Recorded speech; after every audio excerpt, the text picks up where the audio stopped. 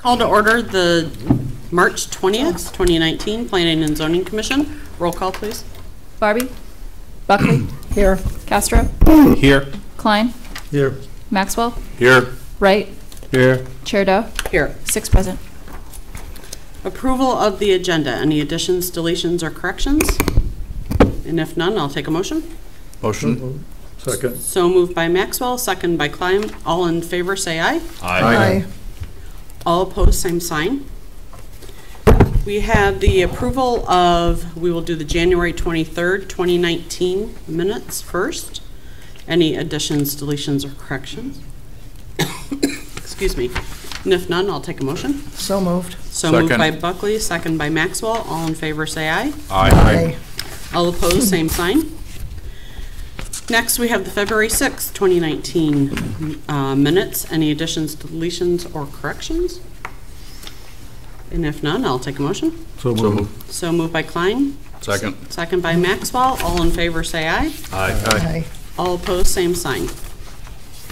So this is the public participation portion of our meeting. Anyone in the public that would like to speak on anything that is not part of the agenda, we welcome you to come to the podium.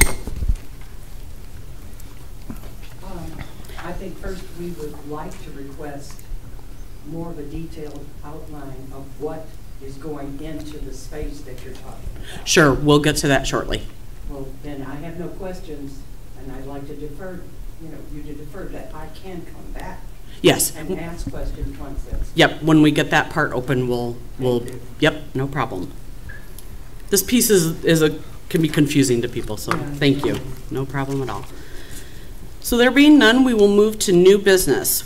We have our first item is a public hearing. It's a petition by JLAR Illinois LLC, represented by James Mason, requesting approval of a special use permit for an amusement establishment, in parenthesis, indoor sports simulation facility, for a 2.4 acre site zoned, in quotes, GC, General Commercial District, located at 1500, that's 1500, 1502, and 1504 Sycamore Road.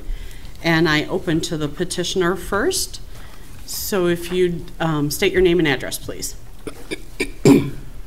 James C. Mason, 5 North 214 Wilton Croft Road, St. Charles. Shall I proceed? Yep. Okay. Thank you. See if I get this right. Great.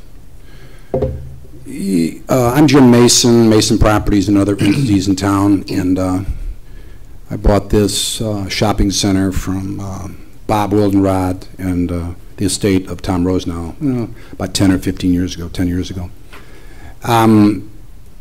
Now we have on the site, we have 13,500 square feet that I haven't been able to rent for since Finest Furniture left about 4 or 5 years ago. So I've decided to go into this new business, which is a family fun center kind of thing, and we'll have some food, we'll have slot machines and some other things. And so this property, I have more parking than I need for this business. There's going to be 7 days in there so people can play golf or other games.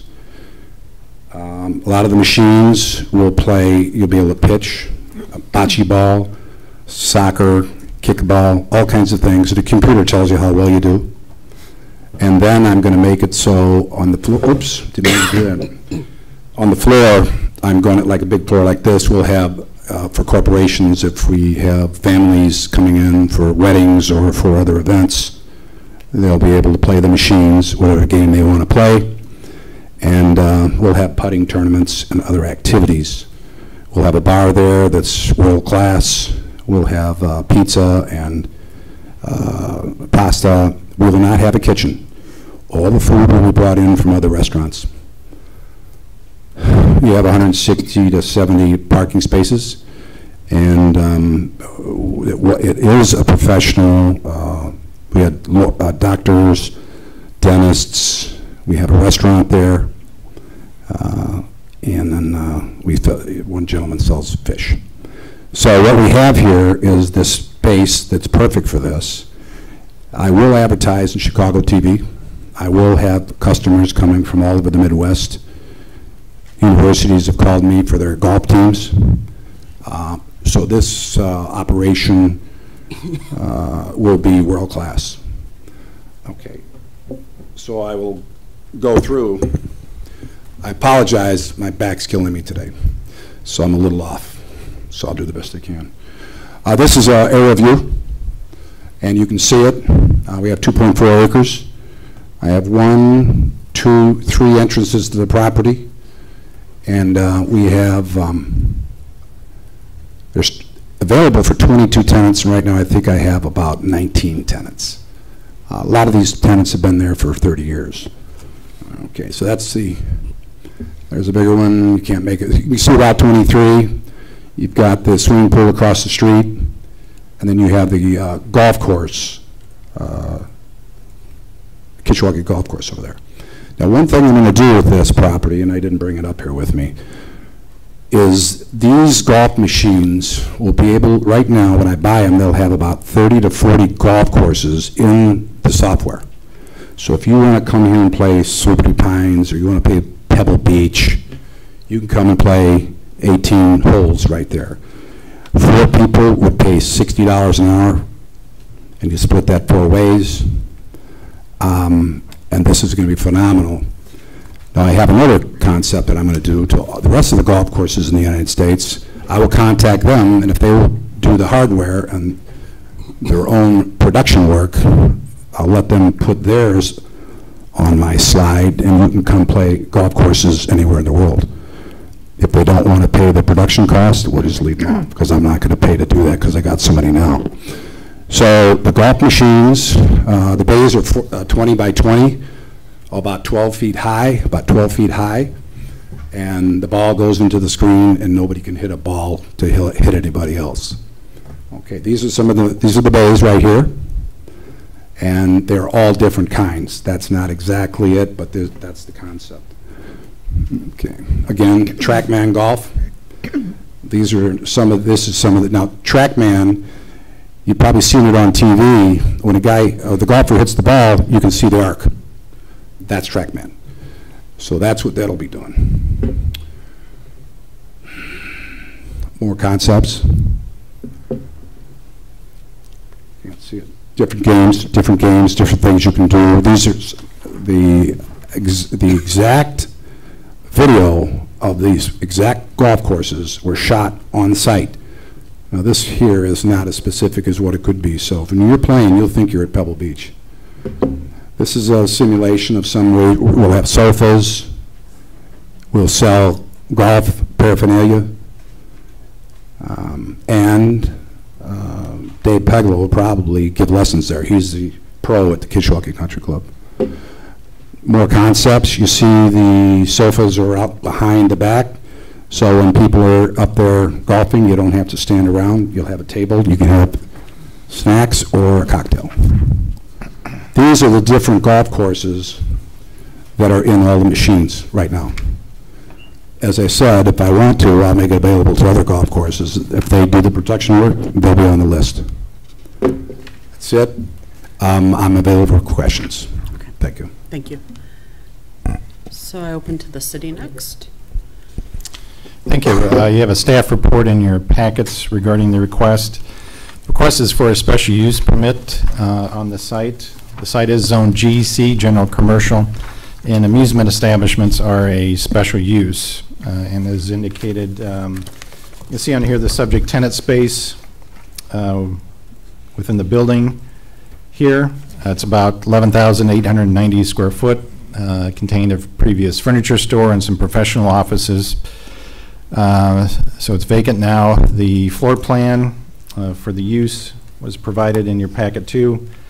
Includes a warming kitchen, takeout pizza area, a full bar with video gaming, it'd be 5 machines, and majority of the space will be the sports simulation area with the 7 bays for the sports simulators that were discussed. The bar and food preparation area and video gaming are accessory to the sports simulation operation. Seating is provided for about 54 persons inside the facility.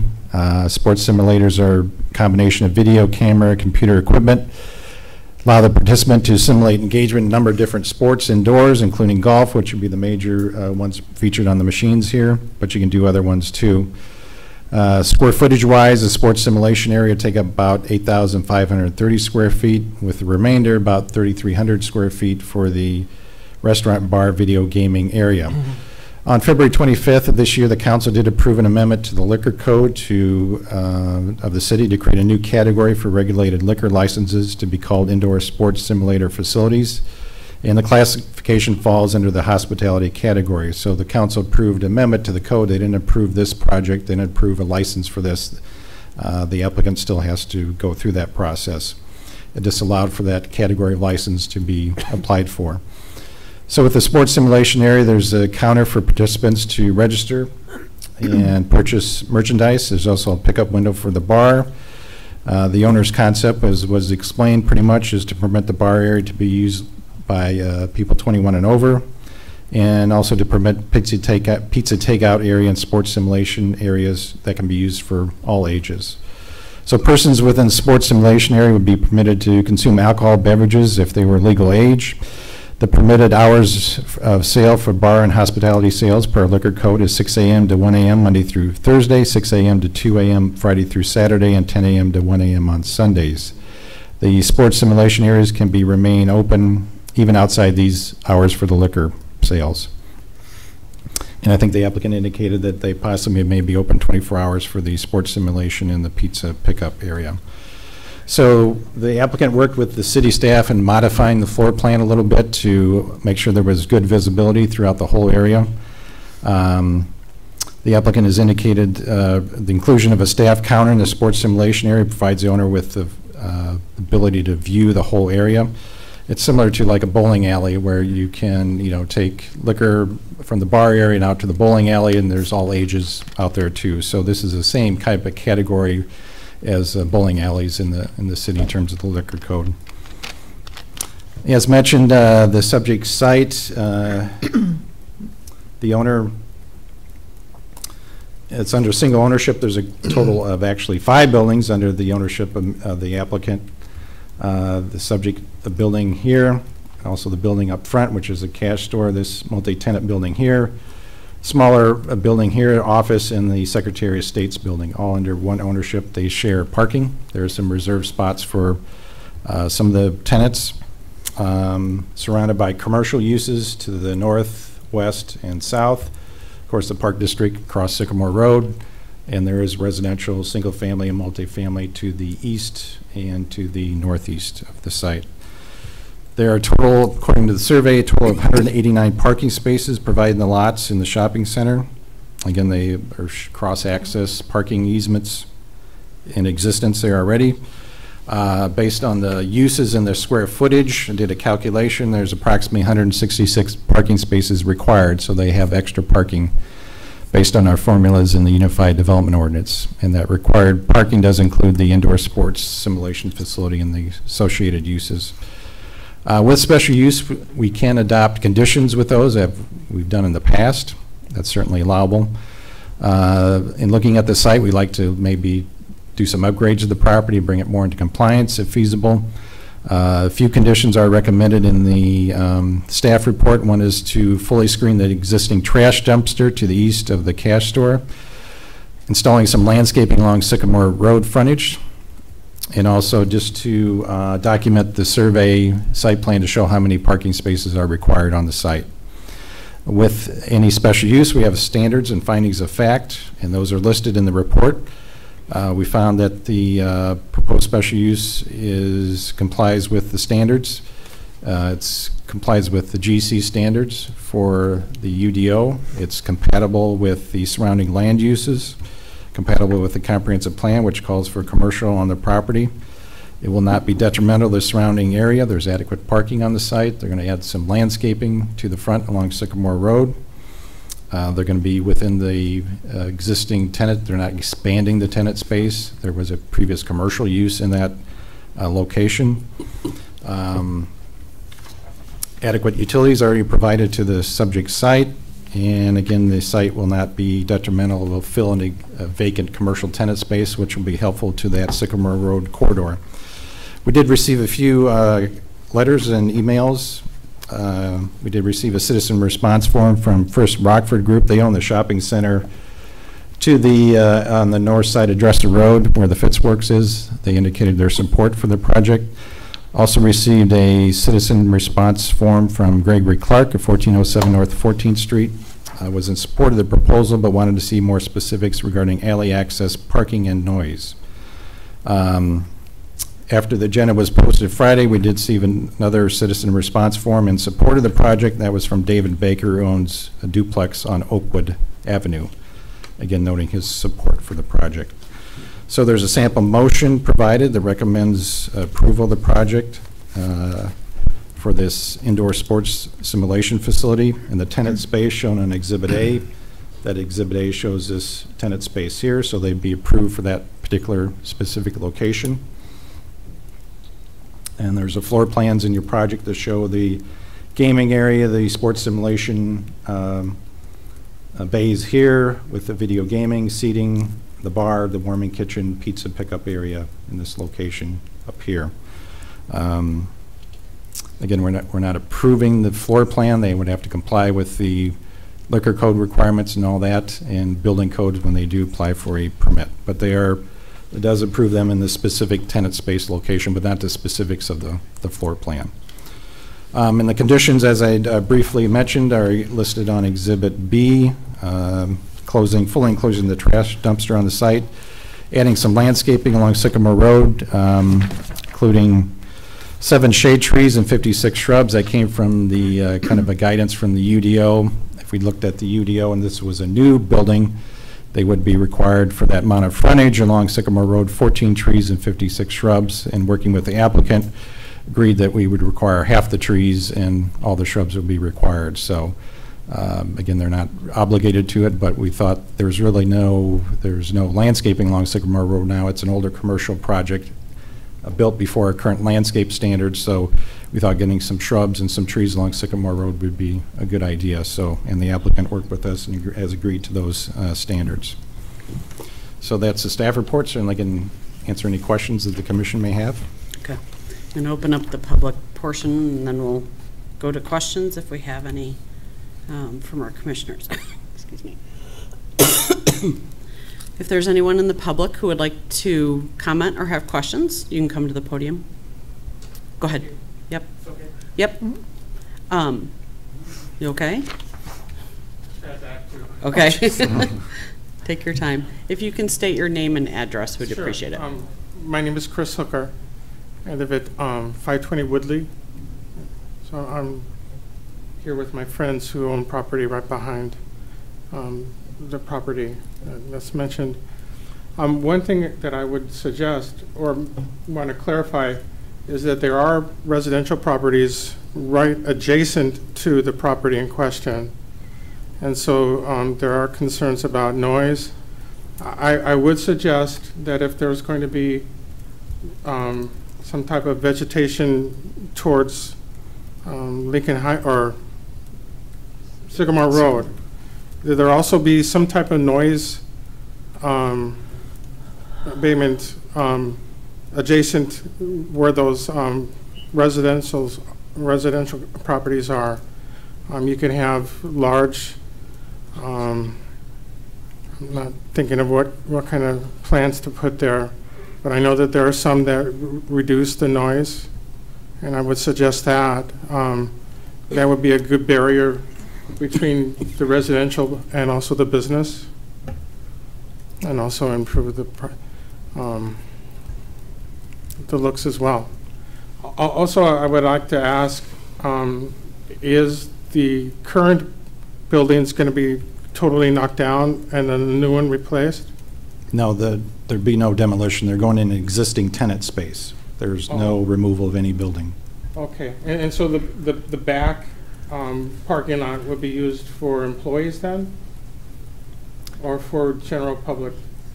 Well, the public will use the front, and the employees will either park in the front or use the back. Maybe the applicant can address So that. that would reduce the noises then as well? Well, we did take a look at perhaps some screening in the back. I mean, in terms of noise, there's no additional noise going to be generated by this use than what was in there before. So there's no increase in noise by this use based on what's existing out there. When you're open until 2 o'clock in the morning and you're having alcohol, there might be some noise. Yeah, we're looking in the back, I live pretty near much. the university, and you know, and even just with the cars going by, it's nice that they share the music.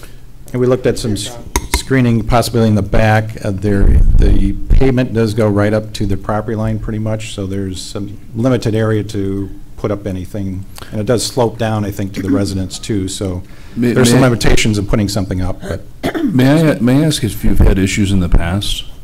Pardon? May I ask if you've had issues? Where on this plat are you located, may I ask? Are you? I'm not on there. I'm with some friends. I just had some general questions. Okay. Well, again, my question would be, have there been issues in the past? Because there's been a variety of establishments in there. Again, memory being what it is, Little Caesars Delivery Service, among other things. And so there's been a fair amount of traffic in and out of that area for quite some time. There was a Long John Silver's at one point, among other things. So I don't know if it's been. I wouldn't know, sir. Okay. Thank you for the opportunity. Mm-hmm. Thank you. Could I answer those questions? Sure, please. Next. Can I ask one first? Just to clarify what he was talking about, when you're talking about property adjacent that's residential, are you talking about what's behind the building where all the Comcast vans and Xfinity vans are? Okay, that's fine. Yeah, I just wanted to get in my mind where we're talking about. Okay. Yeah. So if you can come to the podium. Podium. Yep.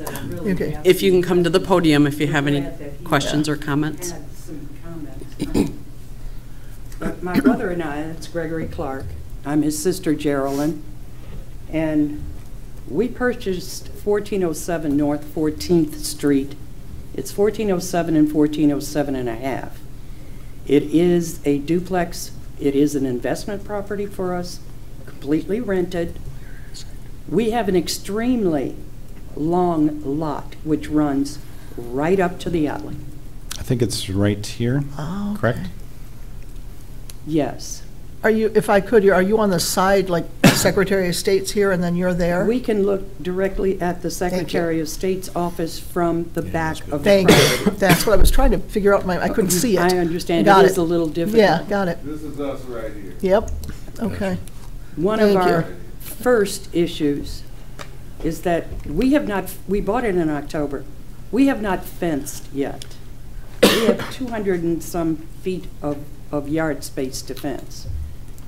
Right now, anyone going to Jewel, anyone going to the Secretary of State's office, anyone that can't find a place to park has been parking in our yard or walking across it. What is going to abate people from this sports facility drunk, vomiting, strolling, to come across our property other than us putting up a fence, which we intend to do? But what is your part, Mr. Mason, in making sure that that's a secure area? The other problem is that alley that runs behind the Secretary of State's office and behind this facility.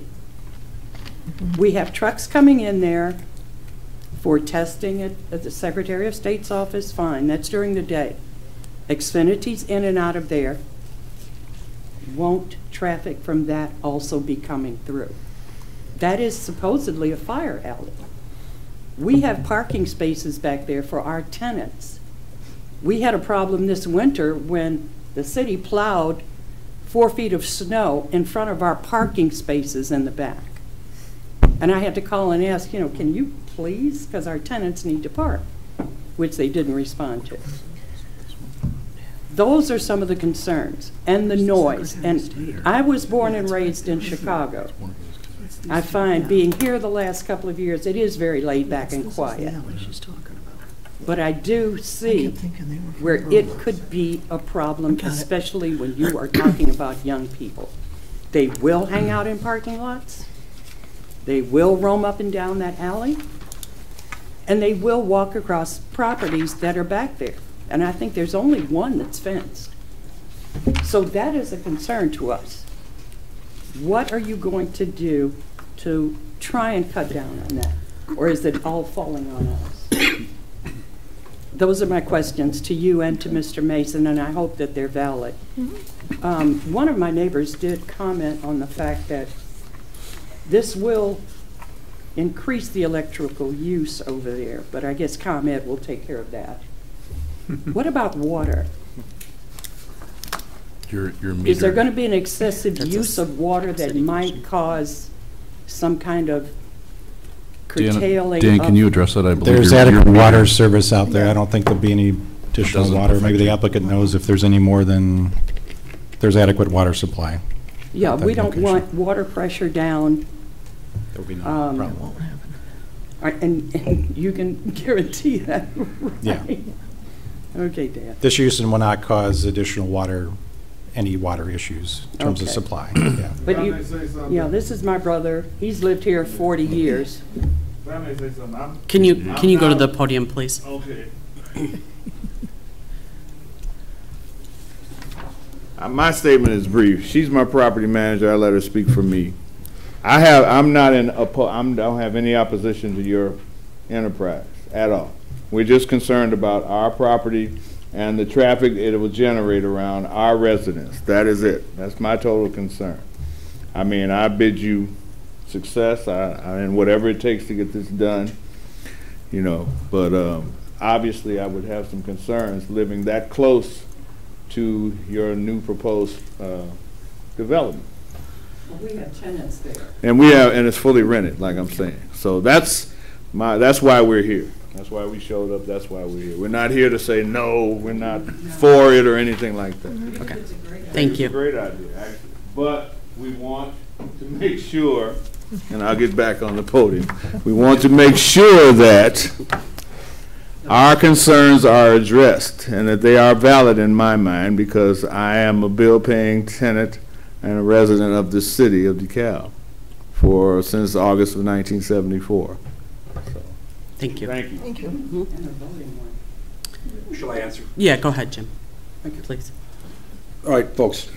Hi, neighbors. I'm looking at the plat here, and I don't know if you've noticed, but your backyards are not part of this application. Can I show you what I mean? Yeah, Okay. I know what you mean. Yeah. They sent us a letter anyway. Why? The application for what we're doing is here, Right, and you guys are here at Secretary of State's, correct?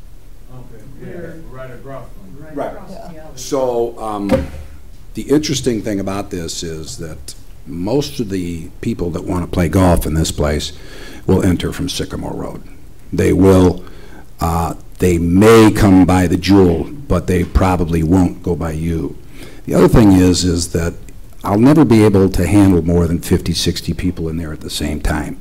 They will all be entering in front of the building, in my opinion, is because they won't know about that Secretary of State's access. I really don't. This is not, as far as drinking and carrying on, anybody that gets out of hand, I have them arrested. I run Mason Properties, and the police chief is here. He knows I run the tightest ship in this town. So I'm a good neighbor, and this property had currency exchange, a dentist oral office, and then it had finest furniture, and it had some other uses I can't remember. The use of the properties might be up 20 cars at the most at any given time. Blappies will probably be busier because the longer I operate this place during the day, he'd probably have to stay open later at night. This is the best thing that happened to him. And the other thing is that as far as electricity or water, we're not going to use any more than in the past. So this is probably the best use for the property that I could ever come up with, and I look forward to chatting with you in the future. Any other questions? Any questions? Not at the moment. Thank you. Thanks, Jim. Are there any other public comments or questions? Okay, so I won't open or close the public hearing at the moment, but give commissioners an opportunity to ask any questions if you have any. And I'll start with Me? Yep. So, yeah, I generally speaking don't have any problems with this proposal and the actual facility that's going to go in here. The one thing that I certainly came here thinking is neighbors around it, and my understanding is that indeed you have residential neighbors on the southeast of the property and a little bit on the northeast of the property. And of course, I assume that they have all received notification of this hearing and the ones to come. Of course, not everybody's here, but I see this, including Mr. and Mrs. Clark here. I see this as an opportunity to sit down on the table and think about what can be done to minimize any potential problem in the future. You know, it may be cost sharing on fence, for example. It is not necessarily something for us, I think, to negotiate right now, but I certainly I would be very motivated for people to sit down and talk about a good arrangement, a good agreement on how to minimize problems in the future. Thank you. The only question I have is that you talk about liquor sales from 6 a.m. Would you actually start selling alcohol at 6 a.m. or would you do it later on in the day? As needed, I doubt. Most people don't drink at 6 a.m. The state of Illinois made that so more people Oh. pay taxes to drink. Okay. That's just the hours in our liquor code. Ah, gotcha. so, yeah. Okay. Thank you. I didn't think so, but I wanted to make sure. Honestly, I think it's a very well thought out plan. The only question I have is that some time ago we had talked about the distance between gaming establishments, and since there's another one in the same parking lot, is there any conflict there? That involves when it's when the primary use is a video gaming establishment, and in this particular use, it's an accessory to the Gotcha. amusement devices, the indoor golf. So the other one there, CJ's, is a video gaming establishment where that's the primary use, and then there is a separation requirement in the UD on that. But since it's an accessory with the video gaming here, it doesn't have to comply with that. So. Okay. I mean, I question the ability to be able to keep it open 24 hours, but I applaud you for the well thought out plan, and I'm sure I'll be in there in the dead of winter when I can't find anything else to do and the roads are plowed to probably hit a ball. So I have no more questions. So, will parts of this facility be open 24 hours a day? Only the golf, if it's mandatory. I think I'm going to get well. This is the problem. I put in the paper, you'll have more businesses here Jim. than basketball and football together. So the only reason. I hate to ask you to stand I'm again, sorry, but just so everybody can hear you. Sorry. Yeah, sorry. Yeah, So to answer your, the other microphone. answer your There you go. where was I at? No. The only reason, because it'd be legal for us to stay open for the golfers, is I think we're going to have reservations for the golf. I do, because we only have 7 bays, and they use them each. You buy an hour, $60, and then you buy whatever else you can that's available. But you won't have alcohol after 1 o'clock or 2 o'clock at night. Please, yeah. So the only reason to be open all night long is if I had demand. Go ahead and ask. So, and there will be no restrictions on underage kids coming into the place? Dan? Well, as I mentioned in the beginning, it'd be kind of like a bowling alley where you could have kids coming in. Obviously, there's going to be restrictions on, per the law, 21 and over for alcohol sales. And But they'll be required- initially, they can come into the building, right? Yeah. At any time. Yes. So how are you going to restrict them from using the bar? Well, Can I answer that? Go ahead. We won't let them. Pardon? We won't let them. Yeah, card 'em. You card everybody, and you can tell if You're somebody's, going to have somebody there all the time? with a bartender, you have to have a bartender, yes. Yeah. Yes. And then, my other question, will there be gambling in the facility? Slot machines, yes. Dan? Yeah, the floor plan shows of 5 video game machines up in this area. But they'll be separate from the indoor golf area, but there'll be 5 video gaming machines. And the slot machines, Ron, will close down when the bar closed down. What I've got here, you see the big room on the bottom there? And then up at the top, that we are making that so it can be all closed off. So when the witching hour comes, we close the doors, and all you can do is play golf. And So you do, go right ahead, after a sorry. certain time, the doors will be locked, and you can only enter and get the pizza pickup and, or go to the indoor golf. You can't enter the bar, you can't enter the video gaming area. But as far as getting into the building, there's no restriction on the kids, right? No. Oh, by the way, whatever the liquor codes are on the bar area, you ever been at Port Edward? Same thing. Kids can eat food. Everybody's been at Port Edward. Be the kind of same thing. It's what the state mandates, and we will follow all laws.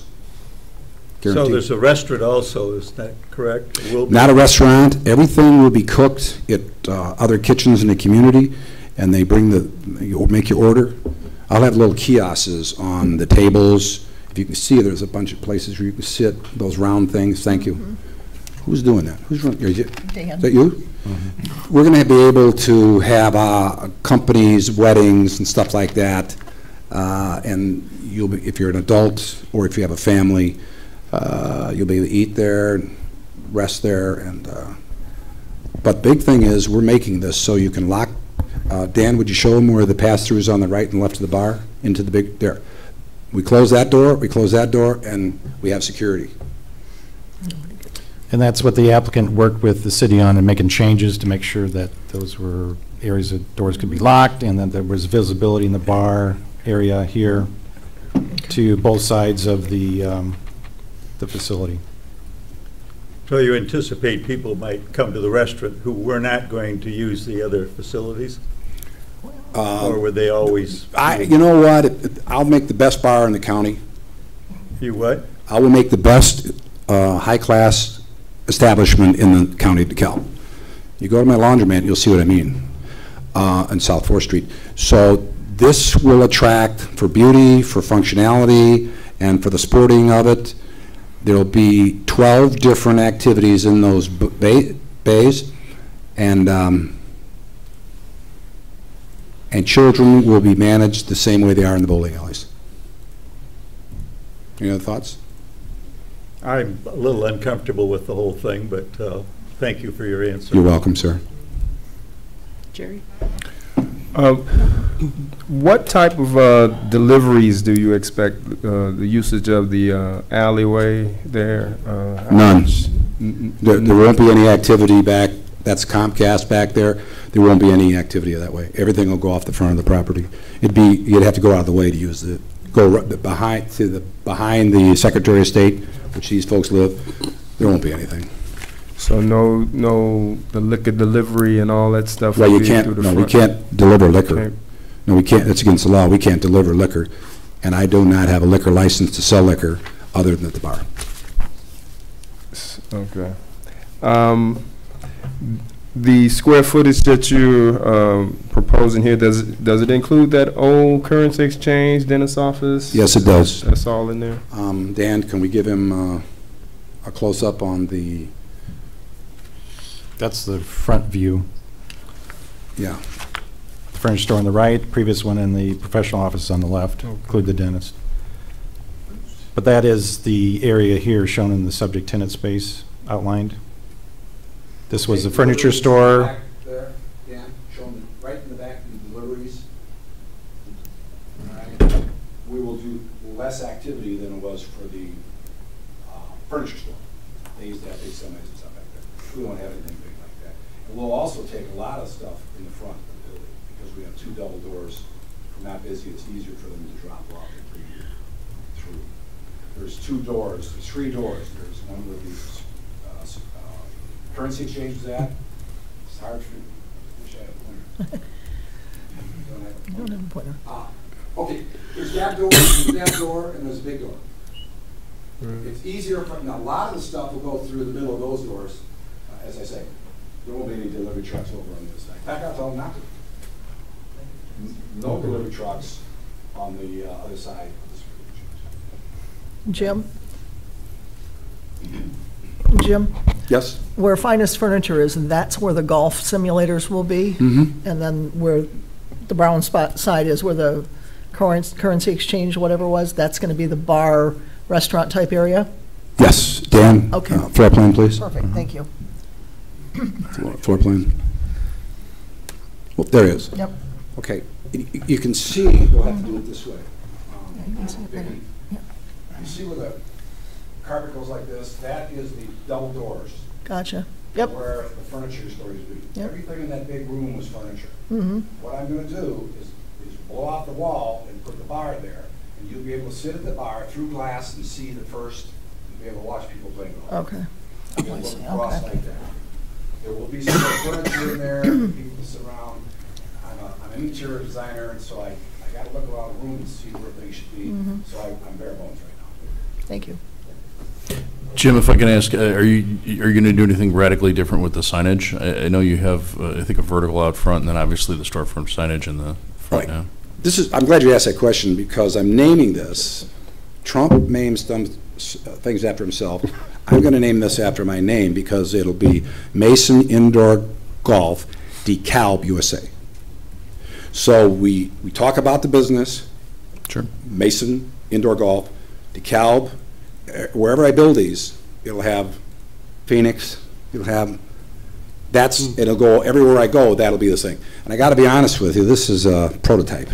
But is it safe to assume you're not going to do that like a backlit LED sign that's 30 feet by 10 feet? Well, I already have a sign there. No, I know, you're not going to do anything radically different with the signage than you have there now. Not really, but it does have illumination that's not working now. Okay.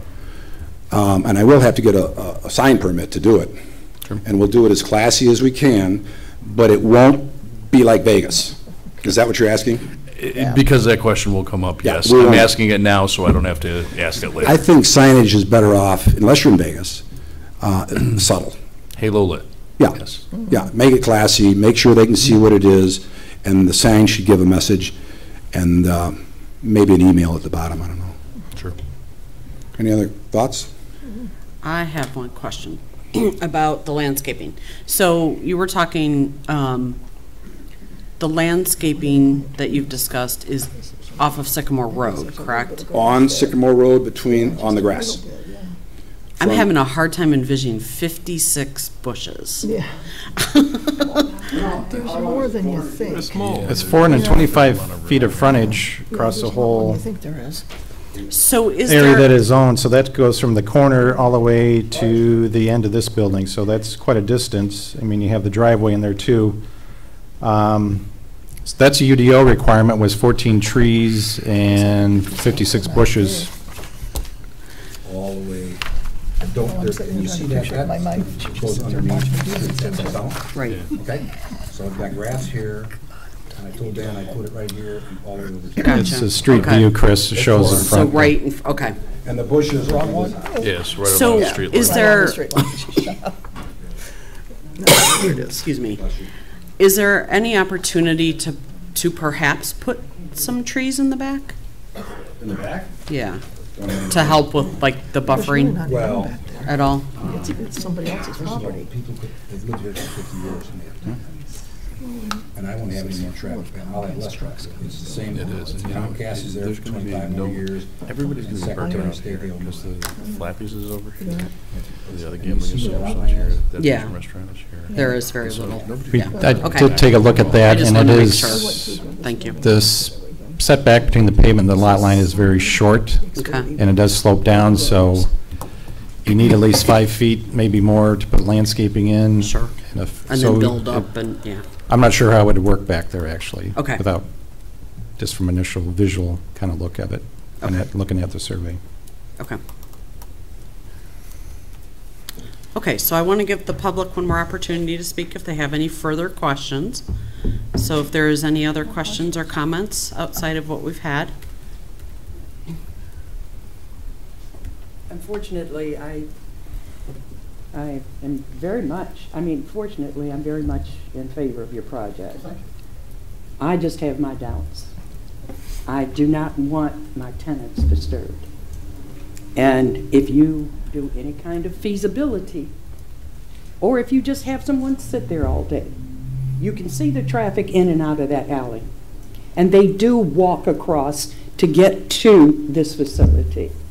They do walk across there. Now, it doesn't go all the way through, but people are constantly doing it. And that is my concern. I do not want all that foot traffic going through our property. And it's going to happen. You're not going to be there 24 hours a day. Your security is not going to stand there and say, hey, don't go around that corner. So we really need to talk more about that. Okay. And I hope that you will, in front of the council, make a commitment to assist us in figuring out what we can do to cut down on foot traffic, not just for us, but for the other 3 or 4 properties that run along there. I'm surprised they're not here tonight. I don't know who the owners are. I only know that we have owned ours since October. And we put a lot of work into it, and we really are having a problem right now.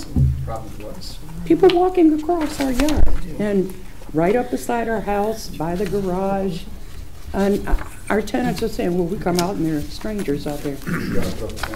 We are anticipating one this summer. And will you assist us with that if this traffic picks up? If it's a problem, I'll make that. Well, when do you plan on So, opening? ma'am, I'm sorry.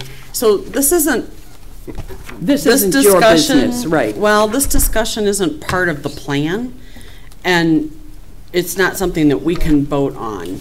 So So you I need would to have vote to now, ask yeah. that you guys have that conversation. No, I just wanted to Separately. make sure that Yeah. in front of you, there was some commitment to discuss this after this meeting or in the very near future. Sure, sure. Thank you. Thank you. So I will leave that to you all to have that conversation so that hopefully you can get that piece resolved. Is there any other public comments or questions? Okay. Anything else from the commissioners before I close the public hearing? No? Okay. So I'm going to close the public hearing. And any further comments or questions of the city? Look like you've got, no? Oh, now I know what you were asking. All right.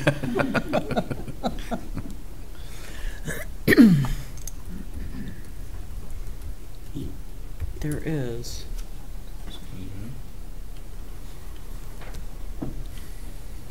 And then Exhibit B. Yeah. Okay. But hang on. All right. I just want to give the commissioners one more opportunity. Nothing else? Nothing further? Jerry, did you get your? You good? Okay. Okay. If there's nothing else, I'd be happy to take a motion. Moved. Based on the petition and testimony presented, I move that the Planning and Zoning Commission forward its findings of fact and recommend that the City Council approve special use permit for amusement establishment indoor sports simulation facility on the subject site located at 1504 Sycamore Road in the subject tenant space shown on Exhibit A and per the conditions as indicated in Exhibit B. 1, the trash dumpster on the northern portion of the site shall be fully enclosed within 60 days after approval of the special use permit by the City Council. 2, landscaping shall be added to the frontage along Sycamore Road and include several shade trees, minimum 2.5 inches caliper, and 56 shrubs to be installed within 60 days after approval of the special use permit by the City Council. And 3, the number of required and provided parking spaces be documented on the survey site plan and submitted with any building permits required for the special use permit. We have a motion by Maxwell, Second.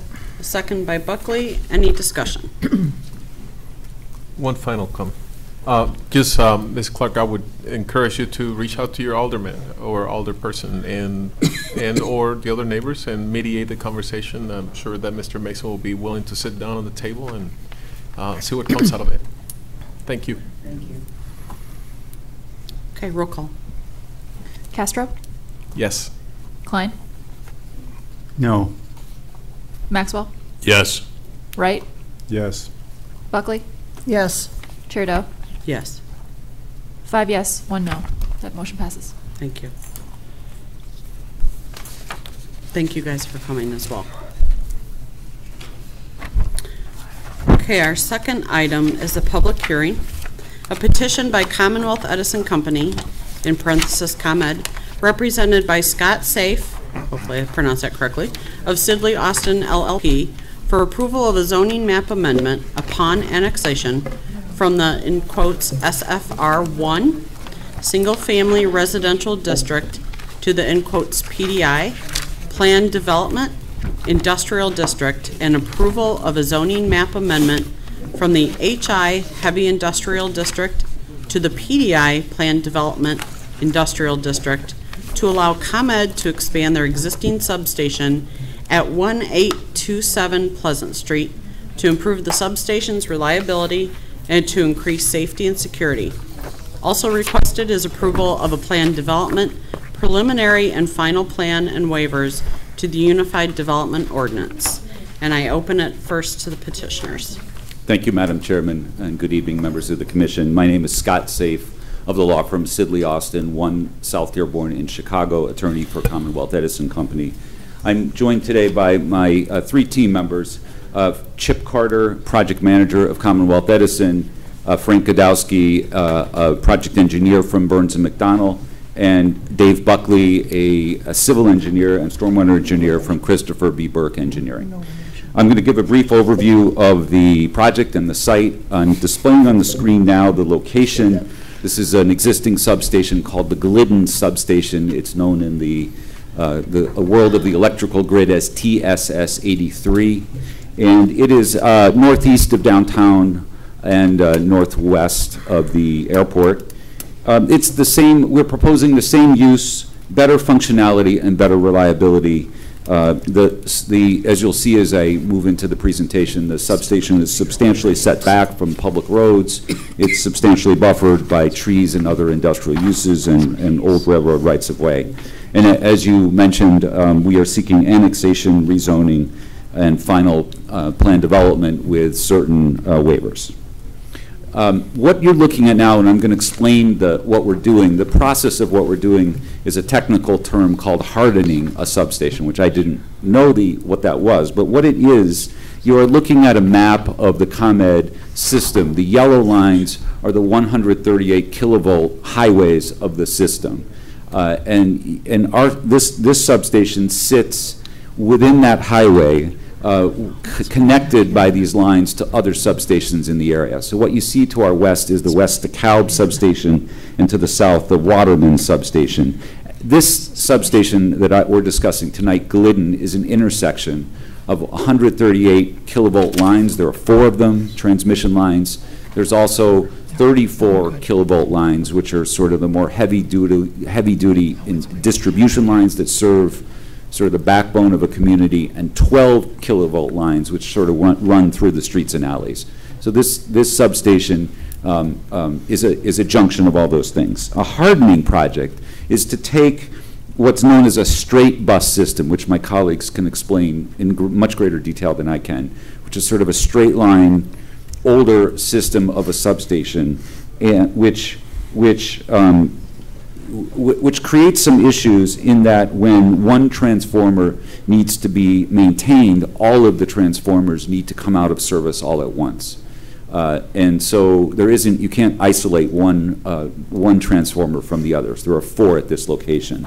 What's proposed here that I'll get into are the details of what's creating a ring system so that there's resiliency and greater reliability. So if one transformer needs to be maintained, the other 3, there are 4 here again, do not come out of service. That's a very high-level layman's explanation of what's going on, and if you would like greater detail, I have the real experts here. Getting into site context, flipping through some slides here, our site is approximately 900 feet north of Pleasant Street. It's set back at least 450 feet or so from residential areas to the northwest, substantially buffered and surrounded by other industrial uses. The general zoning is HI. Most of the property surrounding this is within the city of DeKalb. The annexation proposed, and this is a view looking north from Pleasant Street, it's hard to see. The substation is substantially in the distance. This is about halfway up that private driveway, which is a private access road. And then this is a view from Peace Road looking to the northwest. The substation's in the distance behind those buildings, in my view, hard to see. This is this is a view of the area to be annexed. If you imagine sort of a head with a hat on it, the hairline is the area below that, sort of from the head down, as Mr. Olson's pointing to, is the area within the city of DeKalb. The helmet or the hat above is the unincorporated area proposed for annexation. This is a close-up of the plat of annexation. There's 9.4 acres here, of which 5.62 is unincorporated and 3.82 is incorporated. So we're proposing the annexation of the 5.62 unincorporated. This is a plan, it's hard to see probably on the monitors, but running through quickly what we propose is to take the existing footprint of the substation and expand it to the south primarily. And the idea here is to not add a lot of square footage, but some important square footage. The existing square footage is about 1,800 square feet. We would increase it to 5,500 square feet. The floor area is 0.01. And the primary purpose is to create a control building. So relays and control equipment really needs to be indoors. One of the goals here is to eventually eliminate one of our control buildings and put everything into one building. In the end, there'll be hopefully two.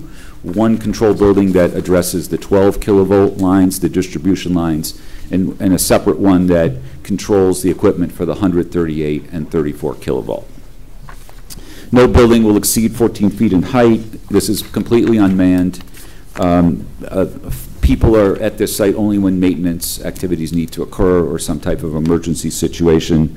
There are 4 main power transformers today. There will be 4 in the future. 3 will stay in their existing locations. 1 will move to the west slightly. On our plan, it's labeled as proposed, but really that's a relocated transformer. The private drive today is gravel. It will be paved. It's approximately 15 to 20 feet wide. We will keep the substation as a gravel condition, which is best for safety. We will add lightning masts, which are not there today, which improves reliability. 9 are proposed. And there is 1 new transmission structure proposed in the area outside the fence line at 68 feet tall.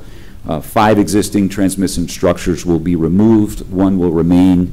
And three off the property to the east in the county area, 3 will be added to allow for the ring system. The fence will be upgraded to a more secure fence. What's proposed is a 7-foot tall chain link fence with 12 inches of barbed wire in a Y shape, pretty standard for the security of this type of substation, and then a stormwater detention area to the north. The staff report that Mr. Olson sent out has a list of waivers. I can go through them. I'm happy to answer any questions about them. The setbacks here all meet or exceed those required by the HI zoning district. The last few slides are conceptual sort of views of what the facility would look like before and after the project. It's conceptual in nature, so we haven't attempted to replicate every structure identically. So this is looking north from Pleasant Street. This is a view conceptually of what a person might see, which is, in my view, hard to see from Pleasant Street. This is a more close-up view of if a member of the public, which would be unlikely, were to come halfway up our driveway. This is what they might see. This is the after view. And then finally, from Peace Road, this is the shot you've seen before about existing conditions, and this is in the distance what it might feel like to a pedestrian on Peace Road. The project is consistent with the comprehensive plan. We hope to start this spring and complete, fully electrify the facility by the end of 2020. And we'd ask for your support, and I'm happy to answer any questions. Thank you. We'll let the city give us their report and then open up the public hearing, and then if we have any further questions, we'll have you come back up. So I open to the city. Thank you, Chair. You do have in your, I handed out a staff report to you that was emailed to you yesterday. And the applicant went very well over what they're proposing. It froze up, there we go.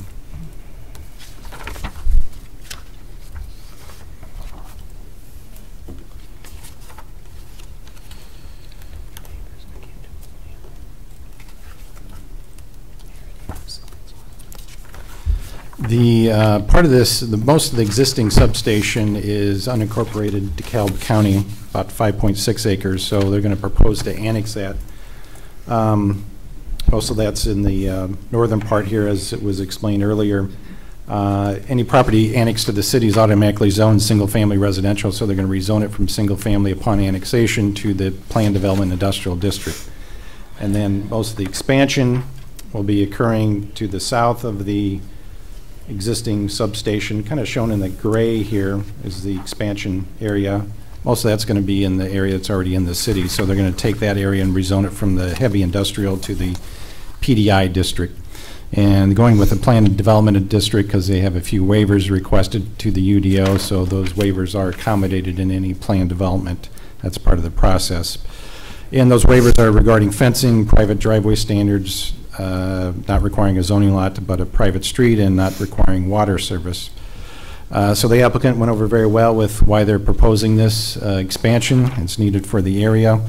They went in detail regarding the equipment that will be added to this, so I won't go over that too much. They're replacing the fence around the site now with another chain link fence with barbed wire on it that will go inward and outward, so that's a waiver because it's required to go towards the site now per the UDO. So they need that for safety and security purposes. The current drive going to that, and they do have an easement from the owner to the south. It's paved up to this point here, then it curves off to the left and over to the forge. And currently right now, all points north of there, it's existing gravel. They're going to repave up to here, and then pave this all the way to the property line. So they're going to take the existing gravel and pave up to the property line. As noted, within the site, they're going to remain that gravel because there's no public access to this. This is only for maintenance employees of ComEd or licensed or contractors employed by ComEd for maintenance purposes. So there's no public access to this. It'll be gated. So there's really no need for, pavement that has to meet the city standards on that. And they're actually improving the existing gravel up to the location where they enter the site. Just briefly on the waivers, again, the barbed wire, they're proposing to angle inward and outward on the site. The UDO allows this barbed wire to angle inward, so that's a waiver. They need that, of course, for security purposes. The lot will not abut a public street, so they're maintaining what they're doing and going to be gravel, or take the gravel and pave the access road up to the entrance point. So that would be an improvement. So there's a waiver regarding the standards for private drive. Of course, there'll be no sidewalk along there. There's no public access needed. And water supply is required for every development, every principal use with development. Of course, there's no need for water service up in this area. There's no buildings. There's going to be, they're unmanned buildings. There's no need for service for fire hydrants up in this area. Our fire department did review it, so there was no need for that. The standards for rezoning are provided. Staff found that the proposed use is compatible with the surrounding land uses, compatible with the surrounding zoning. The comprehensive plan from 2005 calls for the site to be heavy industrial and transportation and utility uses. So, of course, meets those standards. Of course, uses around the surrounding area include manufacturing, industrial to the south on Pleasant Street. To the east on Peace Road, you have a variety of commercial type uses. More open space areas to the north, the former railroad right-of-way. Of course, we'll be annexing that, putting a detention pond up in the northern part. The closest residential area to the west is about 480 feet away. Also have standards for planned development. Any planned development has to meet these standards. First to involve safe access and traffic volumes. Again, this will be a private drive, no public access, so there's no impact on the roadways. All the applicable taxing districts have reviewed this and have no objection to the plan. It'll be a benefit to the area and increase safety and security with the proposed expansion for ComEd. It's compatible with the comprehensive plan and the surrounding area. We did receive one citizen response form from Sonico Company, a little further west down Pleasant Street, indicating their support of the request. So there's a sample motion provided recommending approval. There's two legals. One is for the area to be annexed, and the other one is for the area that's going to be currently in the city and rezoned. Couple of corrections on Exhibit A, which is the list of plan development preliminary and final plans. There was a slightly revised plan put on your desk tonight. So let's go with the updates to the dates on those plans. The preliminary and final development plan is dated 3/2019. Prepared for comment. That was provided at your desk tonight. The grading and utility plan, there was just an error in the date of the year. It should be 2/2019, not 29, not 29. And then also the development standards just simply approves the 4 waivers as discussed. And of course, in item, the third waiver paragraph, the date of the final development plan should be 3/2019. So just a couple simple updates to the dates of the plans, and recommend approval. Certainly answer any questions you have. Okay. So before we, excuse me, ask any questions, open it to the public. If there's anyone who has any questions or comments, we welcome you to come to the podium. And there being none, I will open to the commissioners if anyone has any questions. None. Excuse me. The first one? Go ahead. All right, thank you. This is way over my head. I happen to be a chemist. I don't do any of this, but I am curious about the safety. I suspect that you're experts on this, and I am curious about that particular little road. So I did see this from Pleasant Street driving by. I didn't go into it. So my first general question is, can I drive into it? Can I go in my bicycle? Can I walk in that path? Is that a public little path that takes me to that yellow line? Oh, the substation access road? It is a private, it is technically private. There's no gate until you get to the yellow line. Until I get to the yellow line. Correct. And then it is heavily gated. So did you say it's private? So It's you private. own the path? Yes. Well, no, we have an easement. The owner to the south owns the land. We have an easement over that land, but private, so it's not Okay. a public. So it's private, but there is at least no physical barrier impeding me from going and walking in that direction, correct? Correct. Okay. So I have a quick question, safety-wise. What do I find once I make it to the yellow line? I'm going to answer and look to my colleagues. You will find a fence and a gate, so you cannot get past that point. And that also has the barbed wire and all of that? Okay. Can I get a tour? Can I get a tour of this place? Can we No. get a tour? No? Okay. Let's leave it at that. Okay. Thanks. I live there, so. Let me clarify one answer, We can get a Commissioner. tour. We live there. I'm sorry, I'll stay on the mic. Just to clarify, the barbed wire starts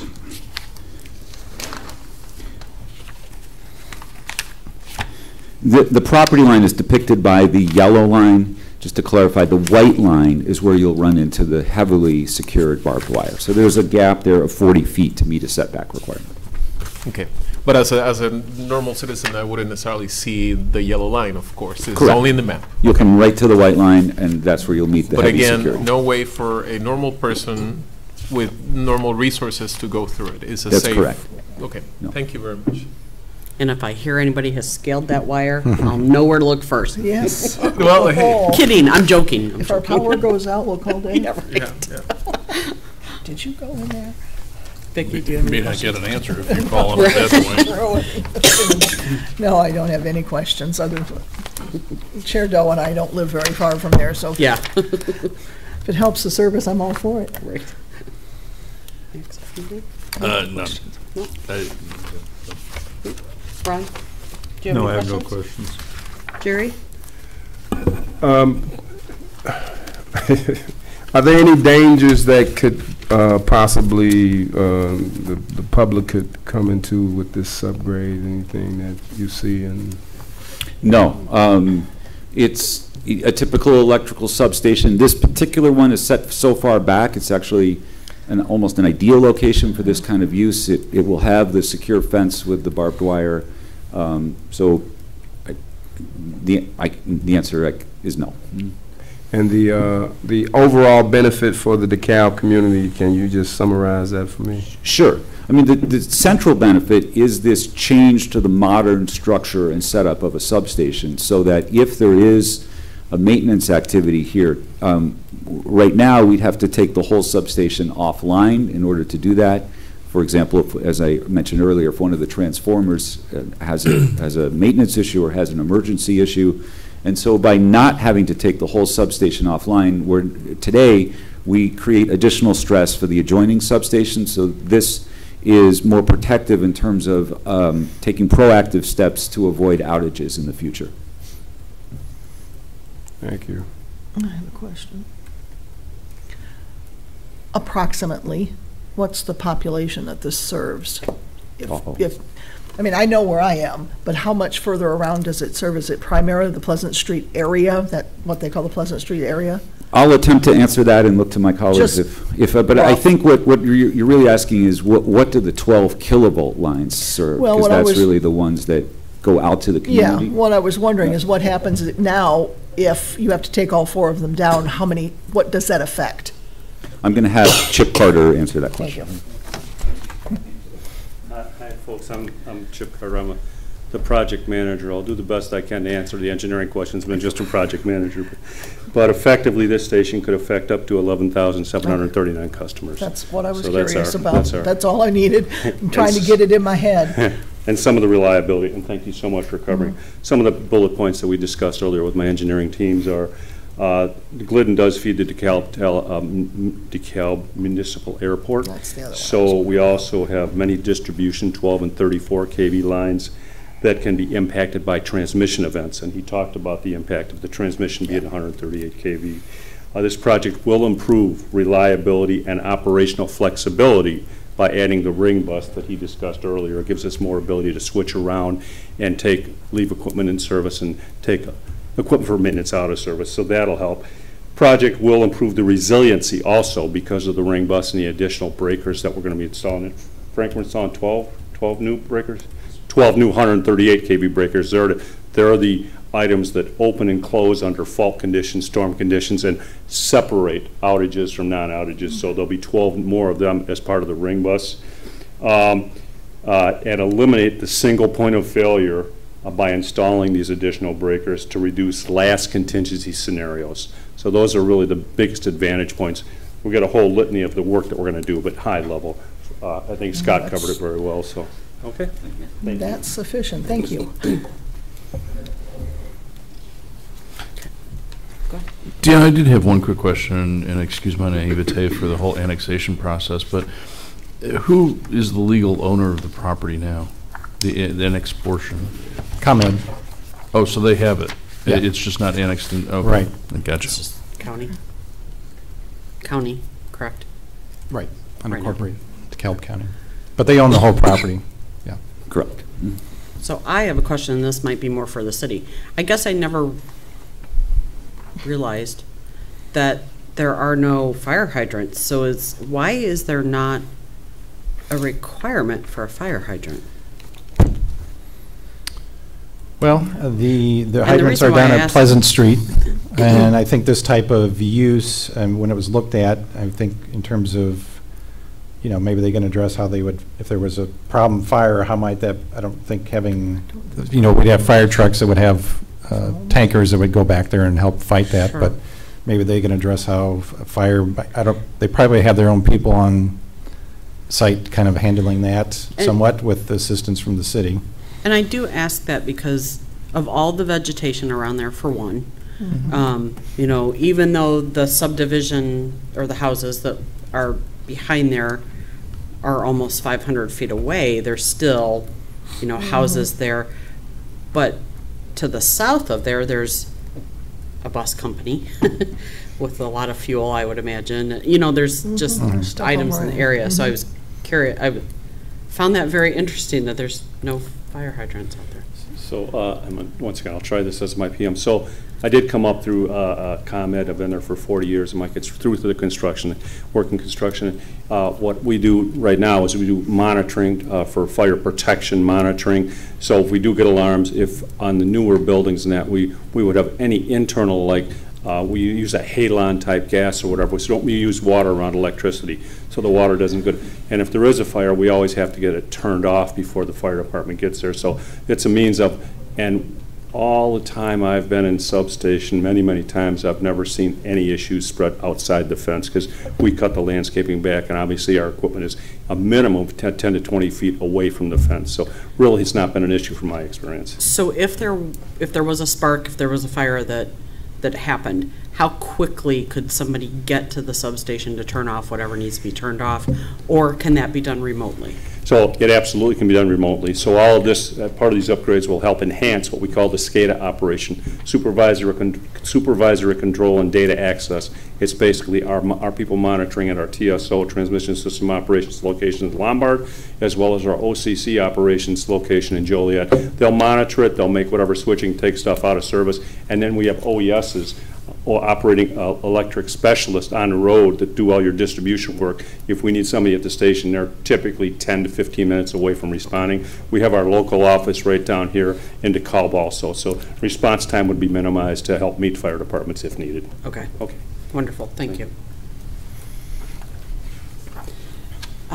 Do we have any further questions or comments from anyone in the public? And I ask this because there is one public person here, so otherwise I wouldn't have to do that part. Okay, there being none, I'll close the public hearing. Any further questions or comments from commissioners? No? Okay, so there being none, I'm happy to take a motion whenever you're ready. And you said there's two that we have to? Again, the Exhibit A, date changes. The preliminary and final development plan should be dated 3/2019. That's the one in front of you. Oh, right. And then the grading and utility plan underneath, that's actually dated 2/2019.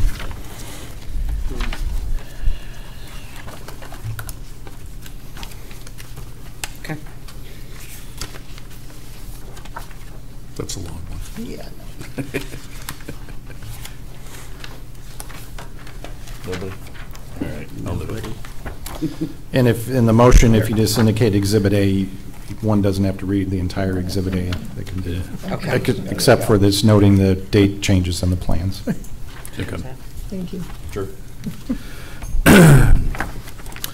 Based upon the submitted petition and testimony presented, I move that the Planning and Zoning Commission forward its findings of fact and recommend for the City Council to approve of City Council approval of zoning and map amendment upon annexation from SFR1 Single Family Residential District to the PDI Planned Development Industrial District for the property described in Legal A, and approval of zoning map amendment from the HI Heavy Industrial District to the PDI Planned Development Industrial District for the property described in Legal B, and approved of the planned development preliminary and final plans, development standards, and waivers to UDO as listed in Exhibit A.